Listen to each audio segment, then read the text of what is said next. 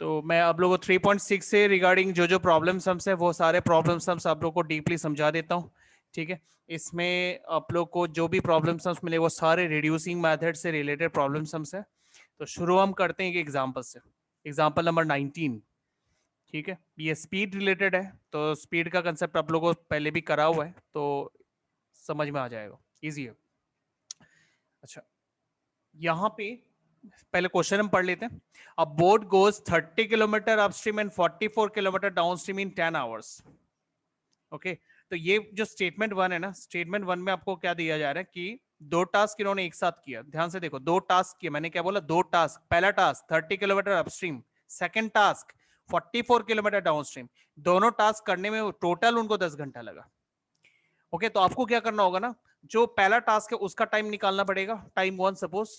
फिर दूसरा टास्क जो 44 किलोमीटर डाउनस्ट्रीम है उसका भी आपको टाइम निकालना पड़ेगा, let it be time 2। Okay, and 2 times togetherly makes how much, 10 hours. ये इस तरह से ये हो गया आपका फर्स्ट इक्वेशन जो बनने वाला है। ठीक है, हम पूरा प्लान बना लेते हैं, फिर आगे उस प्लान के अकॉर्डिंगली चलेंगे। सेकंड सेंटेंस देखो, इन 13 hours it can go 40 kilometre upstream and 55 kilometre downstream. यहां भी इन्होंने दो टास्क किया 13 आवर्स में। पहला टास्क इन्होंने किया 40 kilometre upstream and second task इन्होंने किया 55 किलोमीटर डाउनस्ट्रीम। दोनों टास्क का टोटल ड्यूरेशन यहां पे 13 आवर्स है। तो यहां पर भी आप वैसे ही करोगे, task one plus sorry time one plus time two is equal to 13। तो इस टाइप के दो इक्वेशन आपको बनाने हैं। तो सारा खेल टाइम का है, आपको टाइम निकालना है, और टाइम का फॉर्मूला होता है डिस्टेंस बाय स्पीड। ये टाइम का फॉर्मूला है, तो आपको टाइम निकालना है। अब बात है यहाँ पे अपस्ट्रीम और डाउनस्ट्रीम का क्या माजरा है। देखो, पानी का डायरेक्शन मान लो, ये आपको जो डायग्राम दिया हुआ है, मान लो पानी का जो डायरेक्शन है वो ये है, इस तरफ जा रहा है पानी। ठीक है, ये तो ये जो बोट वाला बंदा है ना, ये जो बोट वाला बंदा है ये पानी के डायरेक्शन में जा रहा है, तो इसका जो डायरेक्शन है इसको बोलेंगे डाउनस्ट्रीम। डाउनस्ट्रीम बोलेंगे क्योंकि ये पानी के डायरेक्शन के साथ जा रहा है, तो हम इसे बोलेंगे डाउनस्ट्रीम। और वो जो दूसरा वाला बंदा है ना, ये डायरेक्शन के उल्टे तरफ जा रहा है। ठीक है, उल्टे तरफ जा रहा है, तो इसको हम बोलेंगे अपस्ट्रीम। पानी के उल्टे तरफ जा रहा है तो अपस्ट्रीम। तो बोट का स्पीड और पानी का स्पीड इस क्वेश्चन में कुछ भी मेंशन नहीं है। बोट का स्पीड आपको याद होगा, जो बोट का स्पीड है हम उसको समझाने के लिए एक टर्म यूज करते थे, स्टील वाटर।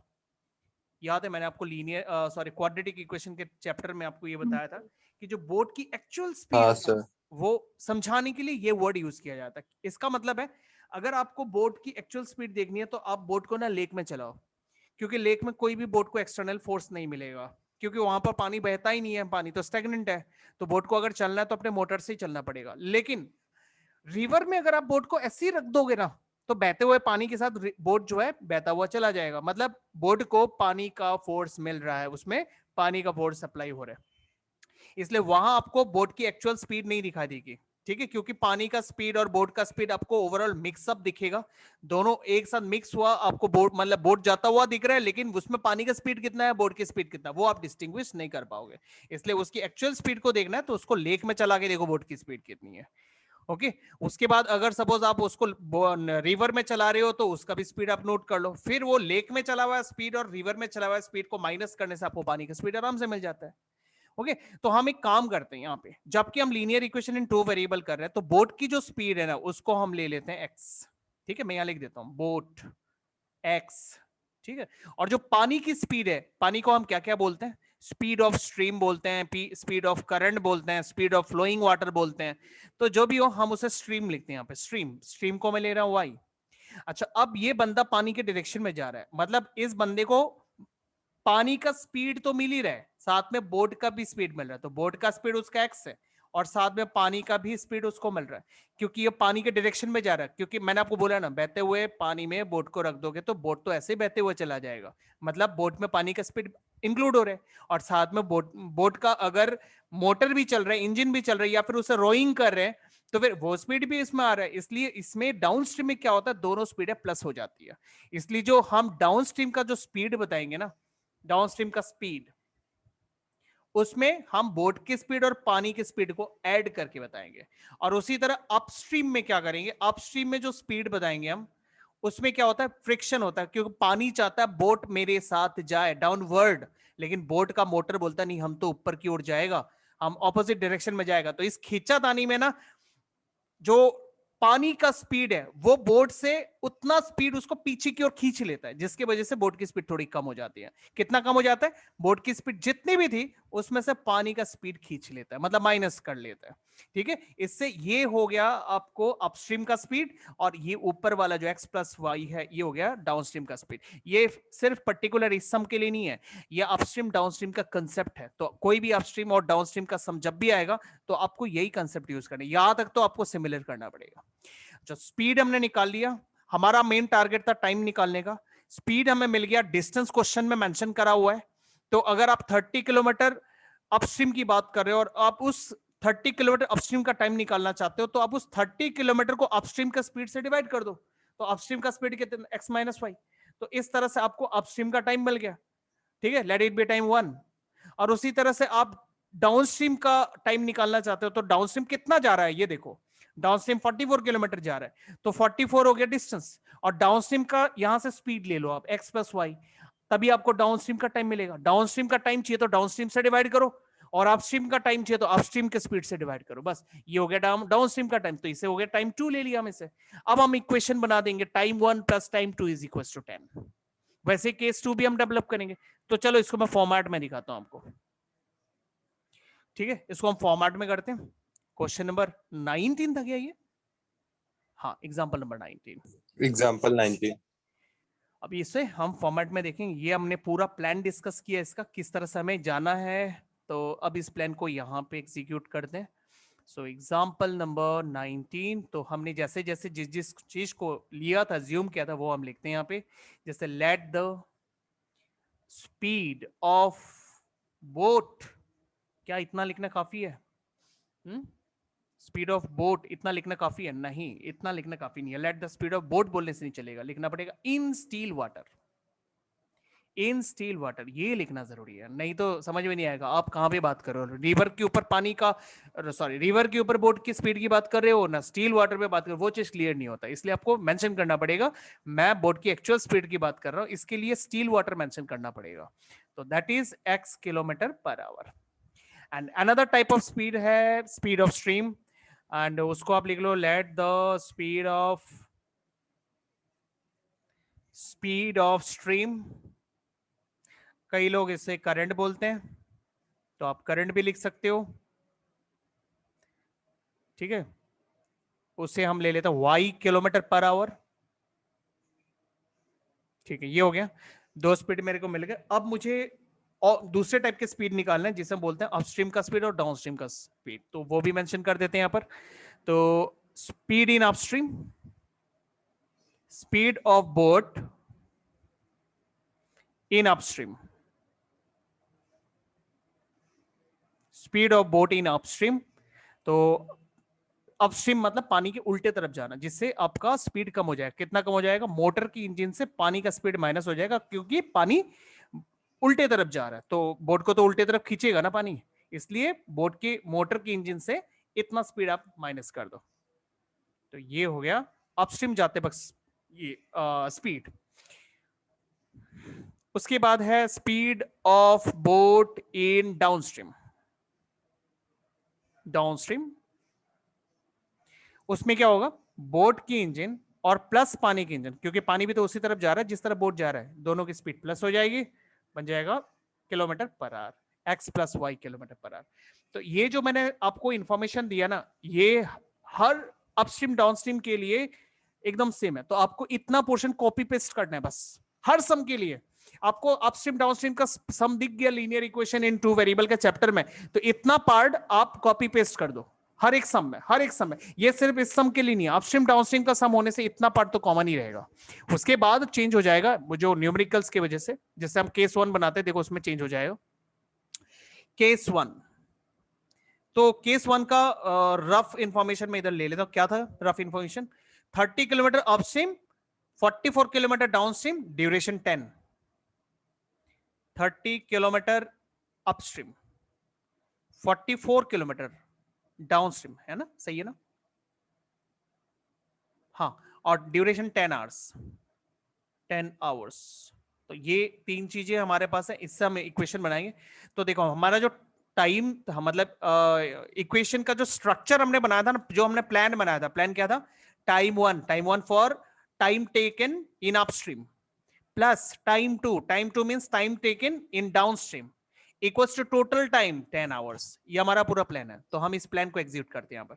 टाइम वन मतलब 30 किलोमीटर अपस्ट्रीम आपको जाना है, और टाइम का फॉर्मूला क्या होता है, डिस्टेंस बाय स्पीड। तो हम अगर डिस्टेंस बाय स्पीड करना चाहते हैं और मुझे अपस्ट्रीम का टाइम निकालना, तो अपस्ट्रीम कितना किलोमीटर जा रहा है वो आपका डिस्टेंस हो गया, तो 30 जा रहे हैं। और मुझे अपस्ट्रीम का टाइम निकालना है, तो अपस्ट्रीम का स्पीड नीचे लगाओ। ओके, अपस्ट्रीम का स्पीड हम यहां से देख लो x माइनस वाई।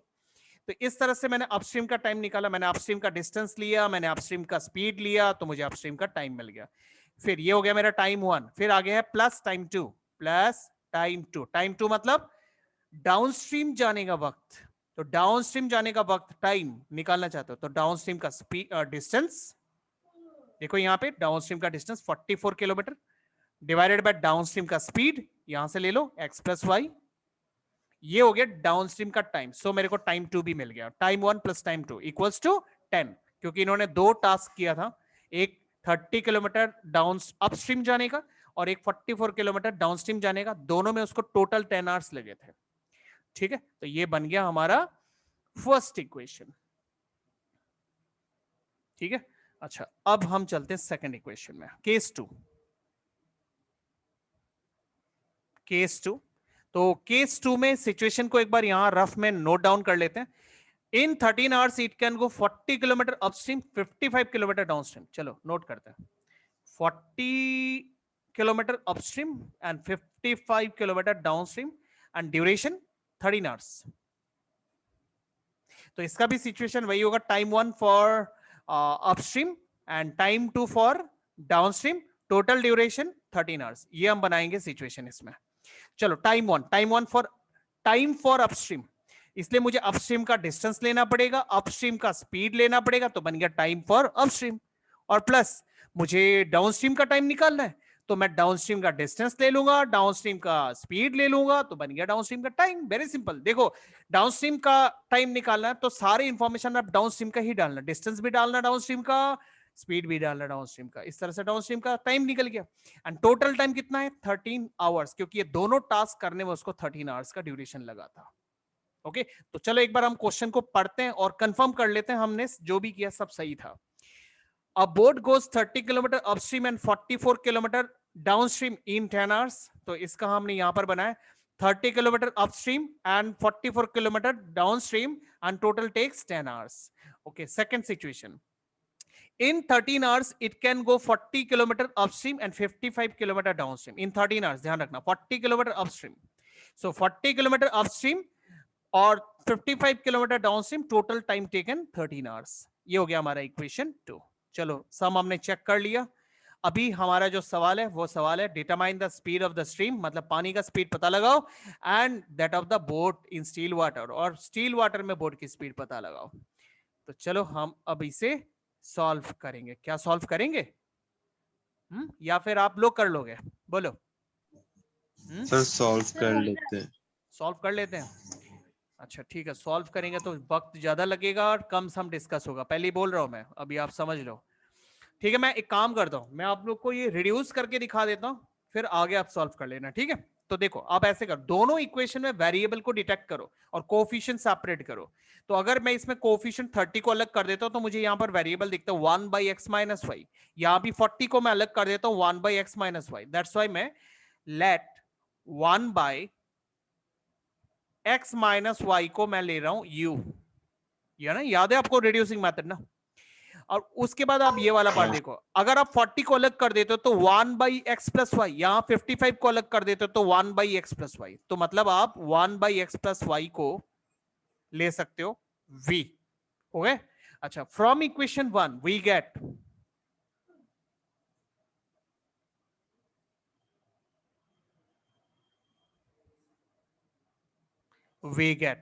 तो अभी ये जो 30 हमने अलग किया था और 1 by x minus Y, 1 by x minus Y की जगह आप u डाल दो तो बन जाएगा 30u। उसी तरह से हमने 40 अलग किया था, यहाँ पे 1/x plus Y, 1/x plus Y की जगह v डाल रहे हो, साथ में 44, तो बन गया 44 v इज इक्वल टू 10। ठीक है, हाँ इसको थोड़ा मिनिमाइज करने का तो कर सकते हो। देखो ये थोड़ा सा डिवाइड हो रहा है ना, किससे डिवाइड हो रहा है? किससे हो 2 रहा है? तो कर दो, तो कितने हो जाएंगे? 15u plus 22v is equals to 5। इसे आप इक्वेशन नंबर 3 ले लो। ठीक है, ये हो गया रिड्यूस। अभी सेकंड वाला इक्वेशन को रिड्यूस करते हैं, तो यहां लिखो फ्रॉम इक्वेशन 2 वी गेट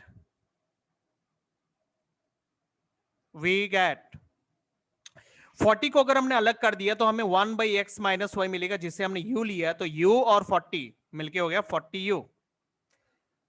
उसी तरह से 55 को अलग करने से 1/x plus Y, 1/x plus Y को हमने v लिया, साथ में 55, तो हो गया 55v इज इक्वल टू 13। अब ये मिनिमाइज करना शायद इम्पॉसिबल है, नहीं यहां मिनिमाइज नहीं होगा, तो आप इसको सीधा सीधा ले लो इक्वेशन नंबर 4। ठीक है, ये हो गया। अच्छा, अब आप इसको करो, मैं आपको सजेस्ट करूंगा आप ना इसके लिए क्रॉस मल्टीप्लीकेशन करो, मेरे ख्याल से कंफर्टेबल होगा। ठीक है, क्रॉस मल्टीप्लीकेशन मेथड के लिए आप लोगों को याद है सी का पोजीशन लेफ्ट में होना चाहिए था, राइट में होना चाहिए था? देखते हैं, किसी को याद नहीं है, भूल गए? सी का पोजीशन लेफ्ट में होना चाहिए था, राइट में होना हाँ चाहिए सर, था? सर राइट में होना चाहिए। अरे शेम शेम शेम, इतने सारे स्टूडेंट्स इधर सर बैठे हुए सर हैं लेफ्ट में होना और एक चाहिए, बंदा सर दे रहा है वो भी लेफ्ट, गलत दे रहा है? सर लेफ्ट में। सी लेफ्ट में होना चाहिए क्रॉस मल्टीप्लीकेशन के लिए। ठीक है, राइट बोलते हो, लेफ्ट बोलते हो, हाँ ठीक है। तो फिर सर आपको ये वही बोल रहा इक्वेशन में 5 को लेफ्ट में ले लेना है, तो मैं एक काम करता हूँ, यहीं पर मैं उसे लेफ्ट में कर देता हूँ ताकि मेरे को मेहनत ज्यादा ना करना पड़े। तो क्या हो जाएगा? -5 हूँ। Equal to 0। 13 को भी मैं लेफ्ट में कर देता हूँ, -13 इक्वल टू 0 हो गया। और उसके बाद हम जो चार्ट बनाते थे, मुझे लग रहा है आप लोगों का साइलेंस देख के मेरे को लग रहा है कि आप लोग शायद क्रॉस मल्टीप्लीकेशन मेथड एक बार देखना चाहोगे, है ना? सही है ना? सही है, हाँ आपका साइलेंस ही जवाब दे रहा है, मतलब आपको क्रॉस मल्टीप्लीकेशन मेथड फिर से देखना है। तो देखो, मन लगा के देखो। सर हाँ, हम लोग का थर्ड को मैथ्स एग्जाम है। तो पढ़ाई वढ़ाई छोड़ दिया ये कर रहे हो? सर कर रहे पर ट्रायंगल्स हुआ नहीं है, 2 एक्सरसाइज आ रहा है। ठीक है, मैं आज रिकॉर्डिंग वीडियो दे दूंगा, उसको देखना, उसके बाद हम लोग डाउट डिस्कस करेंगे एक क्लास बैठ के। ठीक है, ठीक है सर। अच्छा चलो, आप एक सर्कल सर बना। रिवीजन पार्ट भी आ रहा है। रिवीजन पार्ट तो आप लोग का हुआ है ना? नहीं सर। नहीं सर। ठीक है, नेक्स्ट क्लास हम लोग रिवीजन क्लास स्टार्ट कर देंगे, रिवीजन से स्टार्ट करते हैं। ठीक सर है, हम लोग का नहीं आ रहा। अच्छा ठीक है, चलो बाद में डिस्कस करेंगे इसको लेके, क्लास के बाद बात करते हैं। क्लास खत्म हो जाने दो, क्लास खत्म हो जाने के बाद आप हाँ लोग सर। रुक जाना, एक बार हम लोग प्लान बना लेंगे कैसे क्या करना है। ठीक है, ठीक है। अच्छा तो यहाँ पे पहले, सबसे पहले एक मैंने आपको सर्कल सजेस्ट किया था, जिसमें आपको इस तरह लिखना है ABC। तो B जो होता है वो स्टार्टिंग पॉइंट होता है, आपको यहीं पे स्टार्ट करना है। तो आप पहले दोनों इक्वेशन में से B के जो कोफिशिएंट्स है उसको लिखो। तो B के कोफिशिएंट्स क्या क्या है? फर्स्ट इक्वेशन में 22, सेकंड इक्वेशन में 55, ये B के कोफिशिएंट्स हो गए। अच्छा, B हो जाने के बाद आपको आ जाना है C पे, और उसके बाद C लिखना है, मतलब दोनों इक्वेशन में C क्या है? तो C है फर्स्ट इक्वेशन में -5, सेकंड इक्वेशन में -13, सो -5 एंड -13। अच्छा, जैसे C हो जाता है आपको जाना है A पे जाना है। तो दोनों इक्वेशन में A क्या है? देखो, A हो गया फर्स्ट इक्वेशन में 15, सेकंड इक्वेशन में 40, तो 15 और 40। ठीक है, और फिर जैसे A हो जाता है आपको लास्ट में फिर से B पे जाना, मतलब B पे जाके एंड करना है। तो B स्टार्टिंग पॉइंट भी है और एंडिंग पॉइंट भी है, तो B आप फिर से लिखो। तो फर्स्ट इक्वेशन में 22, सेकंड इक्वेशन में 55, 22 एंड 55। आपको अगर A B C समझ में नहीं आ रहा है तो आप है ना उसके पैरेलल में एक बार ax plus B Y plus C is equal to 0 standard form लिख देना। ठीक है, a1x b1y c1 और यहाँ पे a2x plus b2y plus c2 is equal to 0। उसके बाद आप कंपेयर करके देख लो, a1 a2 ये वैल्यू 15 और 20, b1 b2 22 और 55 है, c1 और c2 -5 और -13। उसके अकॉर्डिंगली पहले आपको b लिखना है, फिर c लिखना है। देखो यहाँ पे पहले b लिखना है, फिर c लिखना है, फिर a लिखना है, फिर लास्ट में b लिखना है। ठीक है, तो ये मैंने इधर b लिखा, c लिखा, फिर c के बाद a लिखना है, लास्ट में फिर से b लिखना है। तो इस तरह से चार्ट बना लो। अच्छा, चार्ट बनाने के बाद ये जो फर्स्ट b और c है, इनके बीच में आप यहाँ पे एक x डाल दो, और C और A के बीच में आप y डाल दो, और A और B के बीच में 1 डाल दो। ठीक है, उसके बाद यहां पे फॉर्मूला लिखो। मेथड का नाम क्रॉस मल्टीप्लीकेशन है, इसलिए हम कैसे करेंगे, x divided by 2 into -13 cross multiply. ठीक है, 2 इंटू सॉरी 2 नहीं 22, सॉरी 22 इंटू -13, फिर बीच में आपको माइनस डालना है, फिर 55 इंटू -5,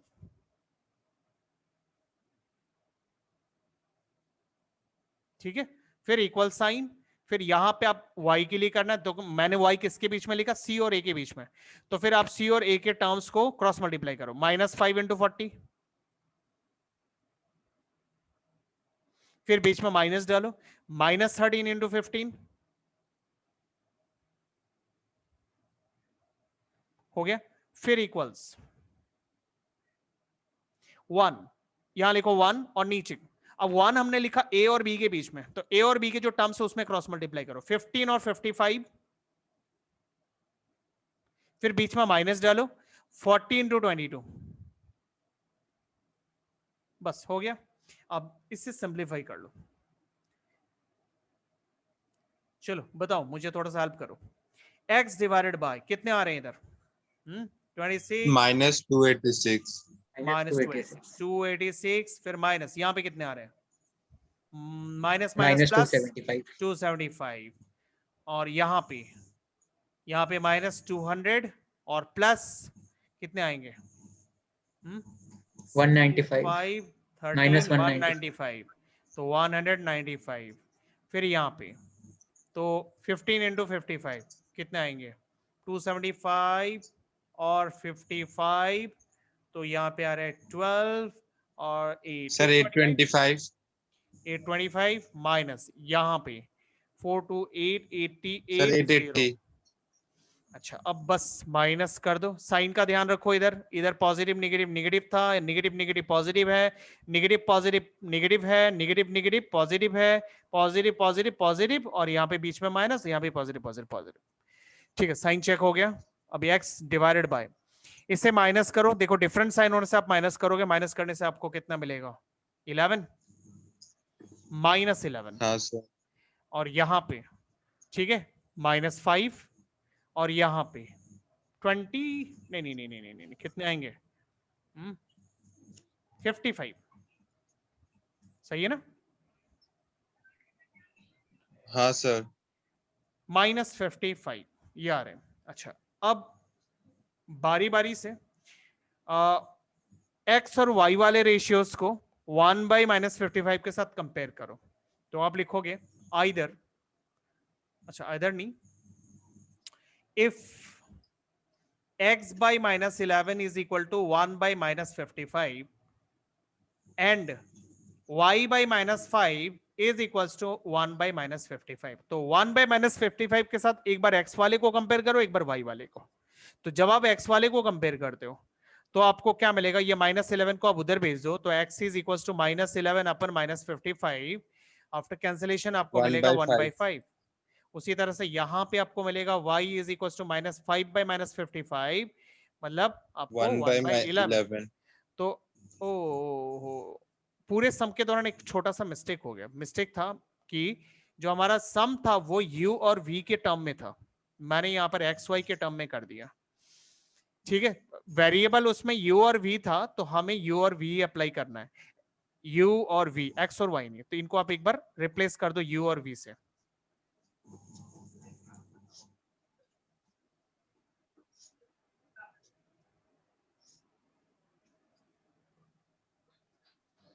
u और v से रिप्लेस कर दो।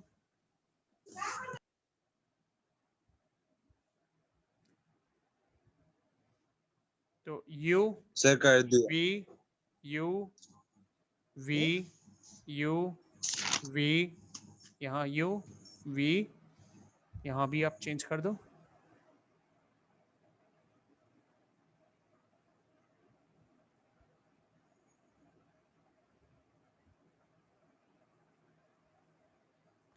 अच्छा, जैसे ये हो जाता है तब आप लेट में जाओ। आपने लेट में एक्चुअली यू किसको लिया था? 1/x - y को यू लिया था, है ना? एंड 1/x+y को आपने v लिया था, याद है ना?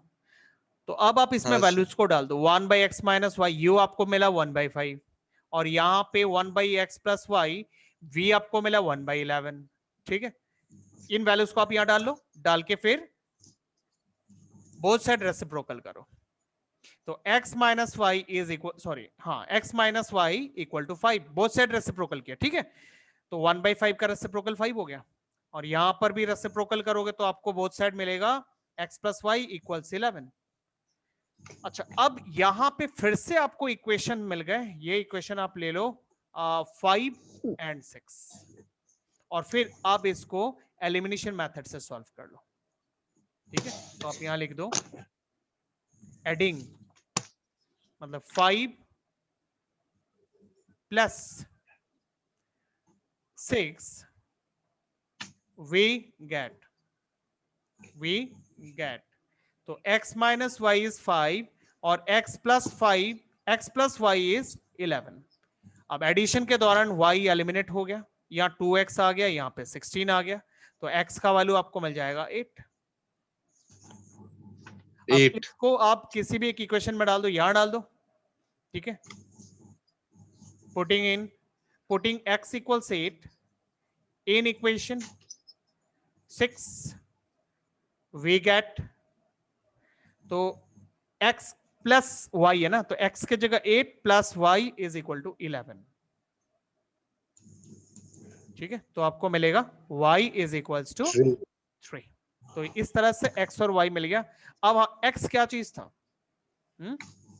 Speed of boat in still water.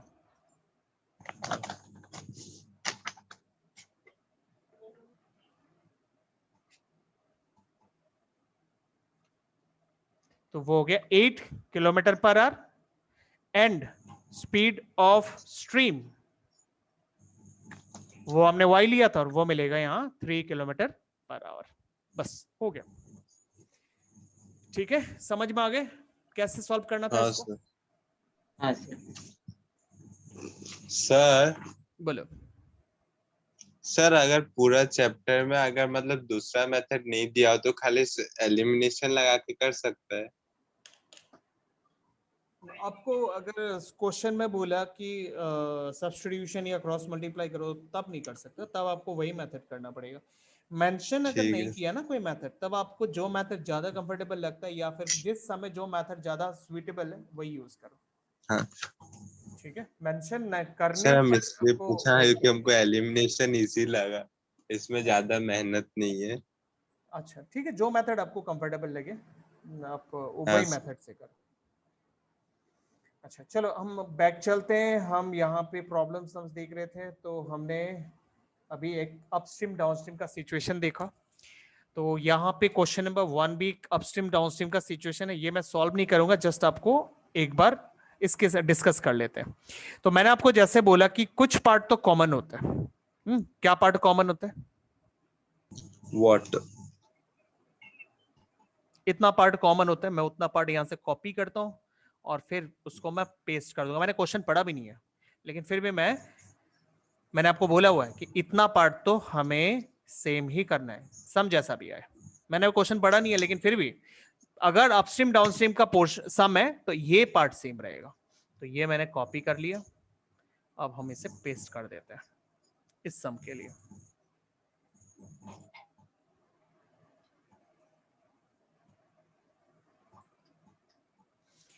ठीक है, ये हो गया कॉपी। हम इसमें क्वेश्चन करेंगे कौन सा? क्वेश्चन नंबर 2 का 1। ठीक है, इस पर नंबर डाल देते हैं।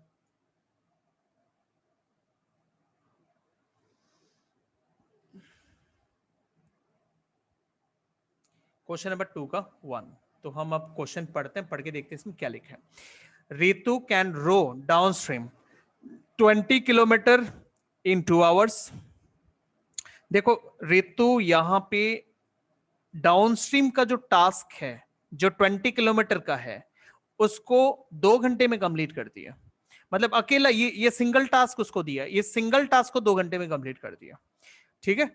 अच्छा, दूसरा टास्क है अपस्ट्रीम, 4 किलोमीटर का अपस्ट्रीम है।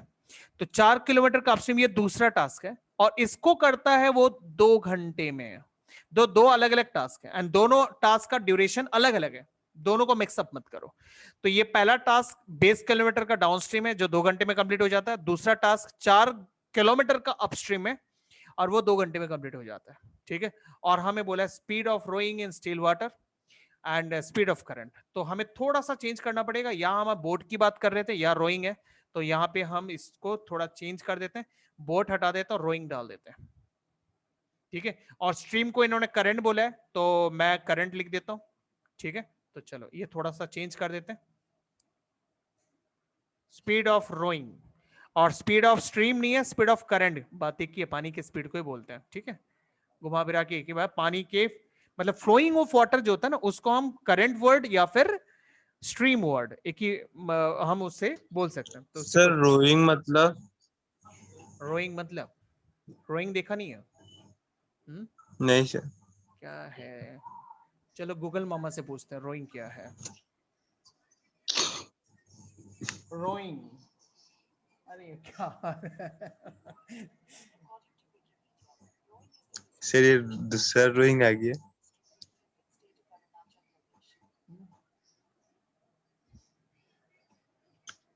ये देखो दिखा दे रहे पिक्चर। सर अभी तक तो नहीं। अभी तक दिखाई नहीं दिया? हाँ सर अभी दिख गया हाँ सर रोइंग? अब ओ ये रोइंग। हाँ सर देख समझ गया। अब समझ गया, गूगल मामा है ना सर सब साउथ बता का देंगे। स्पेशल, हाँ सर साउथ का फेमस गेम है ये, मतलब ये त्योहार। नहीं है, वो अलग होता है। साउथ का जो गेम है वो सर बड़ा वाला नौका चलाते हैं हम लोग। हाँ सर। बड़ा बड़ा ये तो सिंगल है, इसमें मिनिमम लोग है, उसमें बहुत सारे लोग बैठते हैं एक साथ। ये यहाँ पे नहीं सर है। कम से कम 50 से 60 आदमी एक 50 से बोट में 60 आ और जाते। बहुत बड़े बड़े बोट होते हैं, ये छोटे छोटे नहीं होते। हाँ सर। यहाँ नहीं है वो, उसको कुछ और बोलते हैं जहां तक मेरे को पता है। अच्छा ठीक है, चलो आगे बढ़ते हैं हम।